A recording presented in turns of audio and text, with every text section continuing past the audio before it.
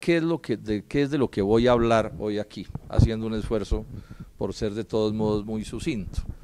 Voy a hacer una explicación que se refiere a cómo vemos nosotros en el Polo, y especialmente este senador, el tema de la producción o de la economía empresarial, y cómo esa economía empresarial, a nuestro juicio, es compatible con las necesidades de los trabajadores, y cómo al final, si queremos sacar a este país adelante, va a ser inevitable llegar a algún tipo de acuerdo entre los empresarios colombianos y los trabajadores y el país todo en torno a unos propósitos mínimos. Ese es un poco el sentido de lo que voy a decir esta noche aquí. Repito, tema al cual le concedo mucha importancia. Estoy interesado entonces que se conozca. O sea, es cómo es posible volver realidad una propuesta que hemos venido llamando en el Polo una propuesta de convergencia nacional para salvar a este país, para sacarlo adelante, porque a nuestro juicio las cosas están terriblemente mal, mucho más mal de lo que parece, y esto nos puede terminar estallando en la cara a todos, y el país puede volverse definitivamente inviable como un país, digamos, civilizado y capaz de resolver sus problemas. Lo primero entonces que señalo es esto: en cualquier país del mundo, en términos de la economía, siempre aparece una relación o una contradicción, un debate entre los dos puntos claves de cualquier economía, que es el problema de cómo se distribuye la riqueza y cómo se crea la riqueza. Normalmente en Colombia se ha hablado mucho más de cómo se distribuye la riqueza, cuál es la escala salarial, o cuáles son los derechos de educación y de salud, que son formas de distribuir la riqueza. Pero se ha hablado mucho menos en la historia de este país de cómo producir riqueza. Y por eso, por ejemplo, el país es muy consciente de que la distribución de la riqueza es muy mala, tenemos una de las peores desigualdades sociales de la tierra, pero en general los colombianos no saben que el nivel de producción de riqueza de Colombia es extremadamente bajo. Sí, si ustedes comparan la cantidad de riqueza que cada colombiano crea en promedio al año, la comparamos con los países desarrollados a los que se quisiera alcanzar, pues allá pueden estar del orden de 40, 50 mil millones de dólares per cápita, perdón, 40, 50 mil dólares per cápita año, mientras que aquí podemos estar en 8, 10 mil. Sí, o sea que ellos tienen 4 veces más capacidad productiva que nosotros, y esta desigualdad se manifiesta desde hace décadas, o sea que cada año la ventaja que nos sacan resulta ser mayor en todos los terrenos. Señalo esto, pero además agrego una cosa, dejando claro, no voy a entrar pues en los detalles, que el país es un país supremamente atrasado desde el punto de vista productivo, o sea, nuestra industria es una industria atrasadísima, muy escasa, el desarrollo agrario es también muy escaso, del desarrollo científico y tecnológico mejor ni hablar, porque pues digamos que todavía Colombia no es capaz de producir cosas que en Europa y en Estados Unidos se producían en el siglo XIX, o sea que llevamos más de un siglo de retraso y cada vez la ventaja que nos sacan es mayor. Dicho esto, entonces agrego un punto que es clave: ni el mejor sistema de distribución del mundo, ni el más democrático, así lo hicieran Los Ángeles, es capaz de distribuir más riqueza que la que exista. Luego, al final, hay una inmensa dependencia entre cómo se distribuye la riqueza en relación con cuánta riqueza se crea. Si aquí solo tenemos un vaso de gaseosa y estamos todos nosotros, ni el mejor distribuidor de riqueza del mundo podrá dejarnos satisfechos. Este entonces es un punto que a mi juicio es clave dejarlo planteado. Ahora, si hablamos de distribución de la riqueza, hay que señalar dos aspectos que a nuestro juicio son muy importantes. La distribución de la riqueza debe ser a nuestro juicio lo más democrática posible, en el entendido en que estamos en una economía de mercado, y las economías de mercado son por definición regímenes de desigualdades, ¿sí? no de fórmulas igualitarias. Y en ese sentido hay que hacer esfuerzos porque la distribución de la riqueza sea la más democrática. Pero ninguna forma de distribución de la riqueza puede o debe atentar contra la capacidad productiva del país. O sea, hay que hacer esfuerzos porque los de abajo vivan mejor, porque las clases medias vivan mejor, pero eso se mueve entre unos límites que tienen que ver con que esa mejor distribución de la riqueza no le destruya al país la capacidad de crear riqueza, cosa que podría suceder si las cosas se tratan mal. Y al mismo tiempo, como la otra cara de esta moneda que acabo de plantear, si se mejora la distribución de la riqueza dentro de los límites precisos que ya he señalado, es bien probable, y eso es lo que muestran las economías de los países desarrollados, que esa mejor distribución de la riqueza a su vez termine estimulando el aparato productivo. O sea, no hay que crear un antagonismo absoluto entre una mejor distribución de la riqueza y el mejoramiento del aparato productivo. Lo ilustro pues de manera fácil de observar. Si en un momento dado los trabajadores ganan un poco más, o hay más empleo y en ese sentido hay más ingresos, pues lo que sucede es que las empresas tendrán que producir más para atender la capacidad nueva de compra de esos trabajadores. Y si tienen que producir más, tendrán que contratar más trabajadores. Y si se contrata más trabajadores, habrá más salarios. Y esos nuevos salarios demandarán más bienes, tanto del agro como de la industria, y eso es lo que al final termina generando lo que los economistas puedan llamar un círculo virtuoso, ¿sí?, en el que la demanda, ¿sí?, es capaz de generar, digamos, un desarrollo del aparato productivo. Todo esto, repito, dentro de límites que son en buena medida de tipo técnico y que hay que mirar cuidadosamente. Entonces, si uno ve esto que estoy señalando, queda claro que en estas condiciones es posible hacer coincidir, aun cuando no se terminen las contradicciones y los pleitos y los debates y las luchas, etcétera, pero es posible hacer coincidir los intereses del capital y el trabajo, digamos, en este simple terreno de los asuntos de la distribución y la producción. Ahora, es bien sabido que el polo defiende el trabajo, que defiende una mejor distribución de la riqueza, que defendemos los derechos de los trabajadores, que luchamos porque haya una mejor salud, educación, que sean como derechos, etcétera, etcétera. Ese es uno de nuestros grandes pleitos con las concepciones neoliberales. Pero también es verdad, aun cuando se conoce menos, que el polo democrático alternativo defiende la producción en todas sus manifestaciones, por esto que he venido explicando. Si ustedes observan nuestro pleito con los TLCs y las políticas de la globalización, pues al final se ha centrado de manera muy evidente como un pleito que tiene que ver con que la globalización nos destruye el aparato productivo. O sea, si ustedes me ven a mí oponiéndome a la Alianza del Pacífico o a los TLCs, el argumento central que siempre hemos dado es que no somos capaces de competir y nos destruyen el agro y nos destruyen la industria, ¿sí? Por ejemplo, el caso del TLC con Estados Unidos al que nos opusimos tanto, pues bueno, los hechos están demostrando que nos desmantelan tanto el agro como la industria. El TLC que se viene con Corea, pues va a generarle un impacto pavoroso a lo que queda de la industria instalada en este país. El caso de la Alianza del Pacífico, que es otro TLC al que le cambian el nombre para confundir a los colombianos, pues ya salió la SAC por un lado, a decir que va a ser un desastre para Colombia. Y a Colfa, por otro lado, que son los productores pues, de bienes automotrices, a decir que a ellos también les va a ir mal. Entre otras cosas porque está México ahí presente y México es una especie de portaaviones de las exportaciones y las inversiones norteamericanas. Y porque las cifras nos dicen que hoy la balanza comercial de Colombia con México es negativa en 5.400 millones de dólares. O sea, nos están dando la palera del siglo, particularmente en el mundo industrial, pero así nos va a pasar en el mundo agrario. El otro aspecto que quiero señalar tiene que ver con esto. De muchas maneras uno puede definir globalización o libre comercio, estas políticas que agencian las grandes, que imponen las grandes agencias internacionales de crédito y los gobiernos de las naciones más poderosas, empezando por Estados Unidos. Pero para efectos de esta charla quiero enfatizar esta idea. El libre comercio consiste en crear un mundo en el cual las mercancías y los capitales puedan moverse con entera libertad.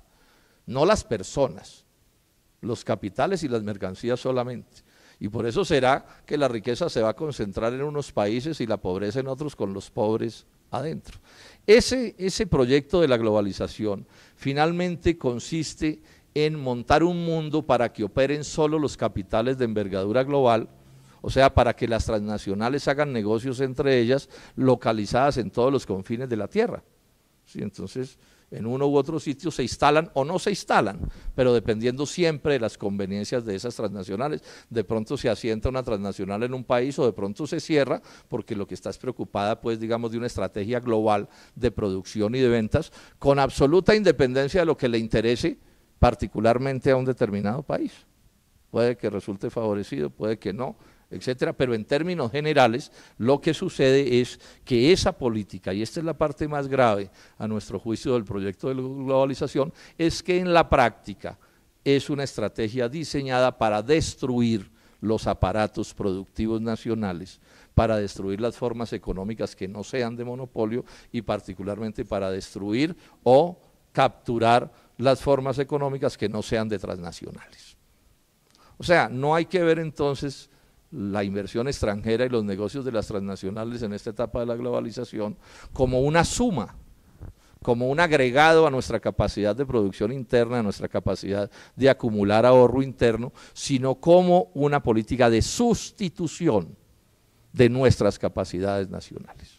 Y por supuesto, de extracción de todo tipo de utilidades y de rentas para trasladar ganancias al extranjero. Algún empresario que conozco dice que esto de la globalización consiste en instalar en Colombia dolarductos que comunican a nuestro país con las grandes potencias económicas, dolarductos que son tubos por donde se van los dólares y por donde sale la riqueza nacional. Enfatizo entonces la idea. El capital extranjero, al cual no es que yo me oponga por principios, el capital extranjero puede ser bienvenido si se demuestra que le sirve a los intereses de la economía nacional.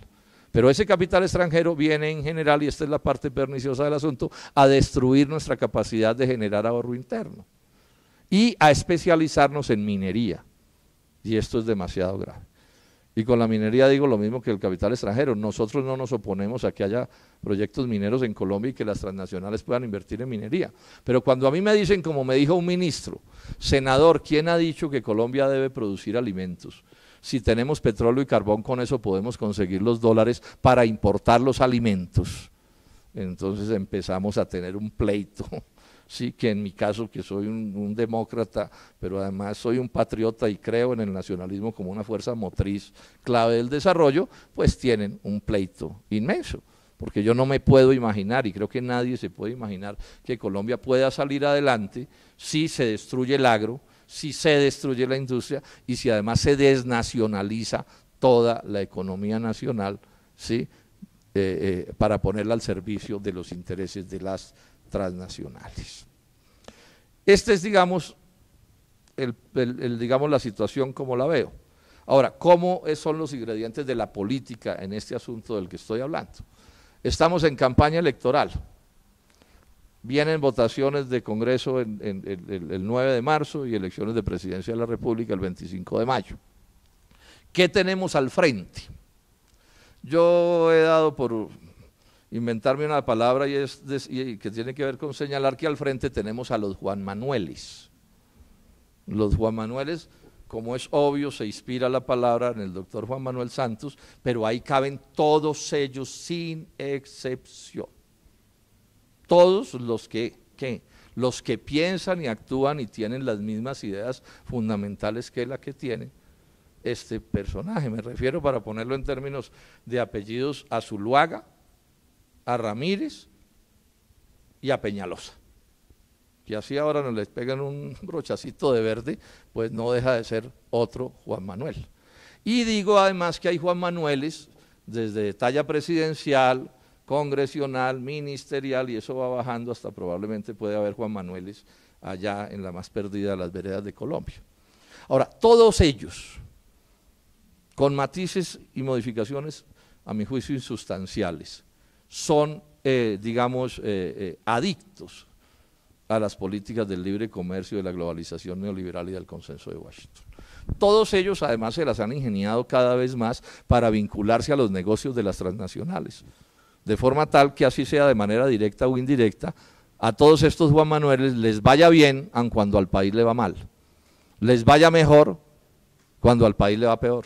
O sea, lograron separar su suerte personal de la suerte de la nación, y les importa un pepino la suerte del prójimo y de la nación colombiana. O sea, no cumplen con el mínimo deber, que a mi juicio tenemos que cumplir los 50 millones de colombianos, y es que podemos tener muchas aspiraciones personales y muchas ambiciones incluso personales, pero ellas se deben acompasar a un proyecto nacional. Ningún país del mundo de los que ha logrado mayores niveles de desarrollo ha podido colocarse en esa situación si su élite, si sus clases dirigentes no diseñaron un proyecto de convergencia o de unidad nacional calculado para que todos hagan esfuerzos porque navegue bien el barco en el que navega toda la nación colombiana. O sea, hay camarotes en los barcos, y en este barco en el que va la nación colombiana hay muchos camarotes, y cada camarote tiene el derecho a hacer esfuerzos por vivir de la mejor manera, pero lo que nadie se le puede tolerar es a que maltrate el barco o dañe el barco en el que navegamos todos, que es en última lo que nos está sucediendo con las políticas del libre comercio. Y la parte más perversa del clientelismo, de la corrupción electoral, ¿cuál es? Es que estos Juan Manueles se descubrieron la manera de hacer política sin hablar de política y sin hablar de economía, simplemente comprando votos. Entonces se van para Boyacá, cogen a unos campesinos empobrecidos, los han empobrecido ellos con las políticas del libre comercio porque inundaron el país de trigo y de cebada y de leche extranjera, y a esos campesinos paupérrimos, algún politiquero les da un carnet del Sisbén o les da un plan de familias en acción o alguna cosa de estas, y esos campesinos por supuesto quedan agradecidos y terminan votando por el mismo congresista y el mismo partido que fue el que los arruinó en las labores agrarias, ¿sí?, y que les impide que el campo boyacense se desarrolle como se debería desarrollar. Y bueno, y lo mismo puede decirse del caso de los obreros en el mundo de la industria, incluso de los empresarios a quienes también de una u otra manera terminan involucrando en estas astucias. De ahí que sea, como lo señaló Germán Navas, tan grave esta especie de curioso auge del voto en blanco, porque los promotores del voto en blanco lo abanderan en nombre de la decencia, de la honradez, de la lucha contra la corrupción, pero hacen caso omiso o no entienden por falta de información que el voto en blanco no sacará a un corrupto del Congreso, pero sí de pronto podría sacar a algunos honrados, ¿sí? Porque finalmente el voto en blanco solo puede operar en el voto de opinión.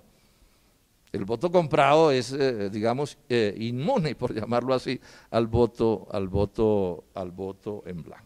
Entonces, dichas hasta aquí las cosas, a nuestro juicio es evidente que en las condiciones de Colombia el capital y el trabajo, que estén pensando pues en condiciones democráticas y de país y de nación, deberían llegar a acuerdos y buscar fórmulas de coincidencia que permitieran desarrollar políticas que le sirvieran a todo el mundo y que terminaran primero por derrotar, y ese será un proceso largo, por derrotar esta especie de trampa del atraso en la que está hundido el país desde hace mucho rato. Y por supuesto, en la medida en que la economía funcione mejor y simultáneamente, pues se encuentren fórmulas mejores de distribución de la riqueza, pero repito, en una propuesta y en una idea de convergencia nacional. ¿En torno a qué? A 4 puntos, y ya estoy terminando. Primer punto, proteger, defender la producción nacional, industrial y agropecuaria de todos los niveles y todos los sectores, desde la más pequeñita, el campesino más pobre o el indígena, los artesanos, la mediana y toda la producción empresarial. Y voy más allá. Si una transnacional se instala en Colombia a producir bienes industriales y eso contribuye con el progreso del país, nosotros no compartimos la idea de que se quiebre, porque distinguimos en el capital extranjero los capitales que vienen a aplicarse productivamente y los capitales que vienen a especular o a desbaratar el aparato productivo nacional. Pero enfatizo en este momento en la idea de que defendemos con toda claridad la producción empresarial.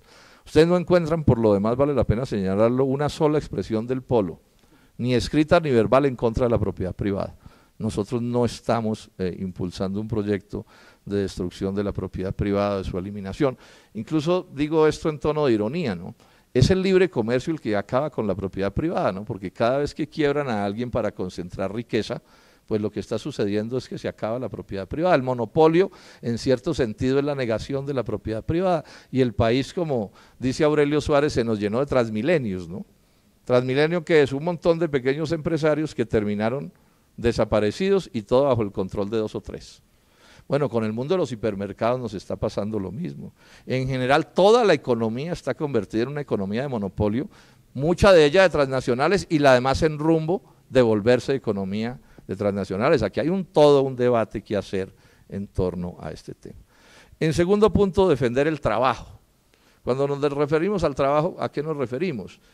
A los empleos, la estabilidad laboral, los salarios, las pensiones, las prestaciones sociales, los derechos laborales de esos trabajadores. Incluimos ahí la educación, la salud, o sea, todo lo que tiene que ver con la vida del pueblo.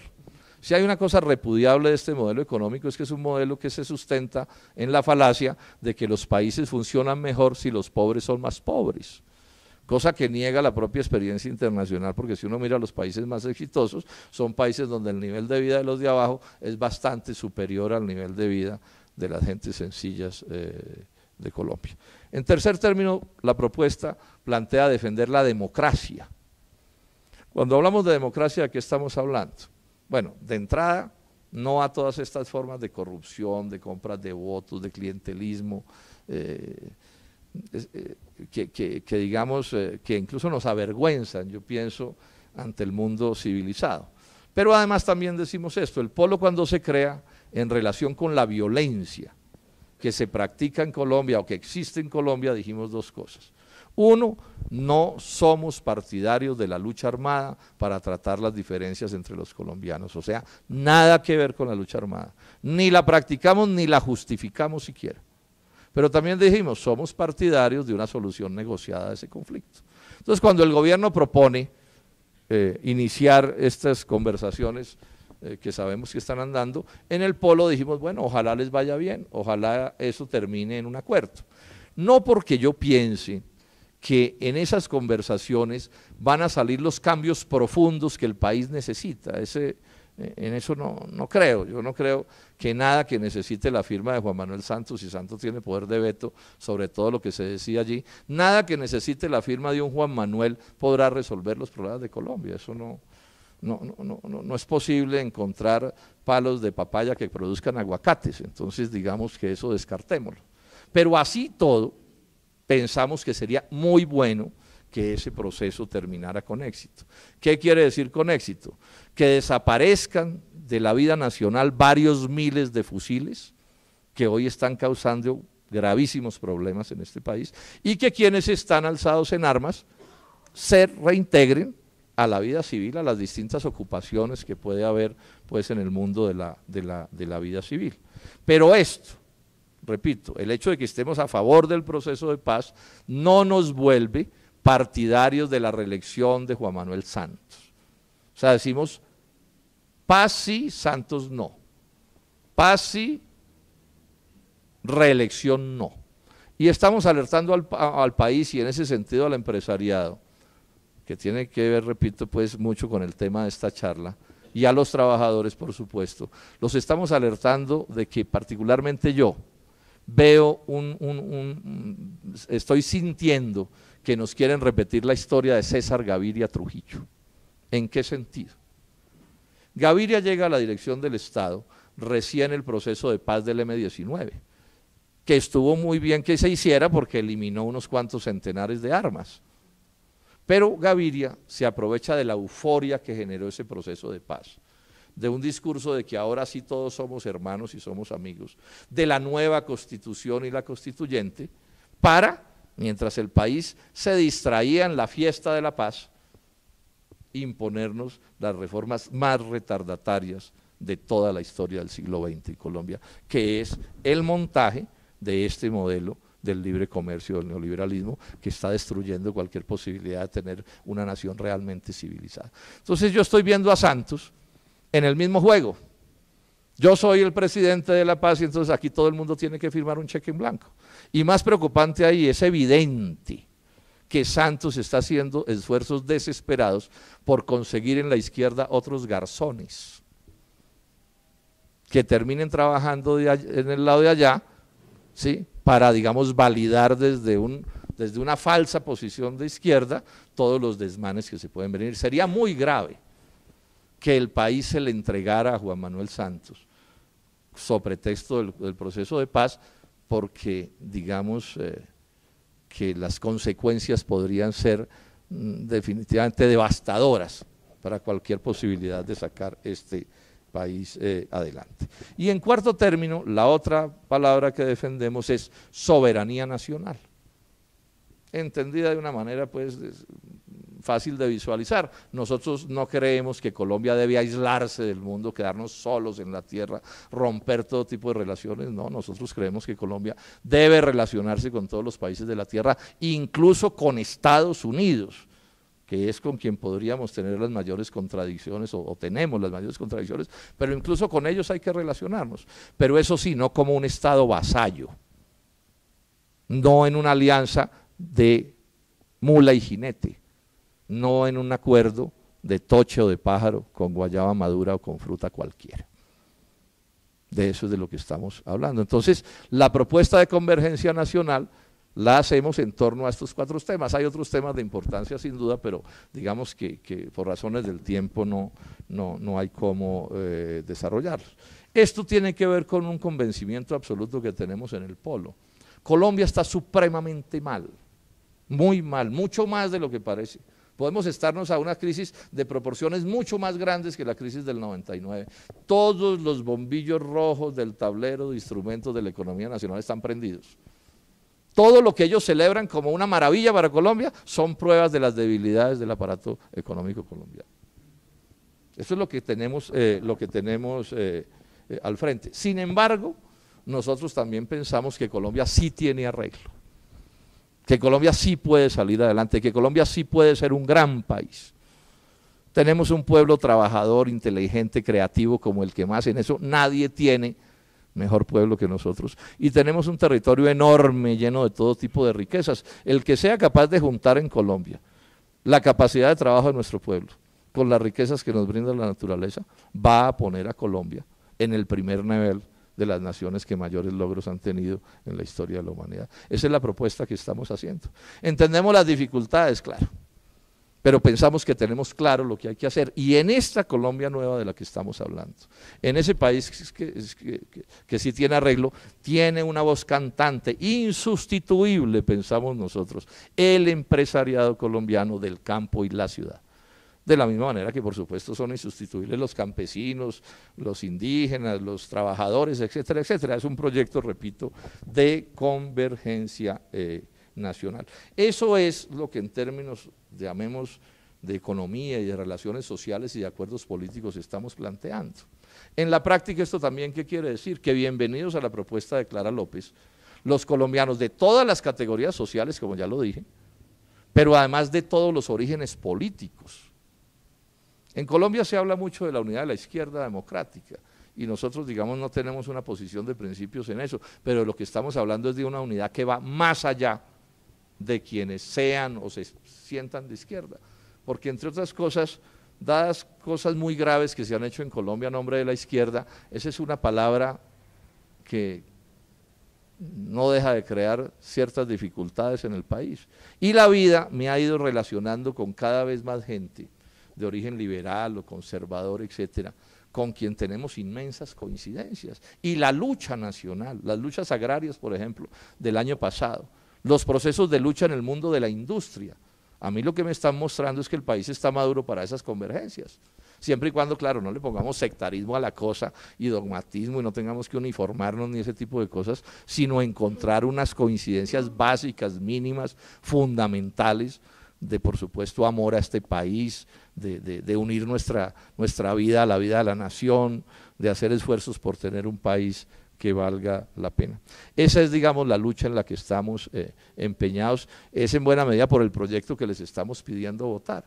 Si ustedes vieran bien a Germán Navas y a mí, que no somos ya unos muchachos propiamente, pues pensarán que no es pensando en nosotros que estamos pidiendo estos votos, A nosotros por lo demás nos ha sonreído la vida y la hemos pasado más o menos bien.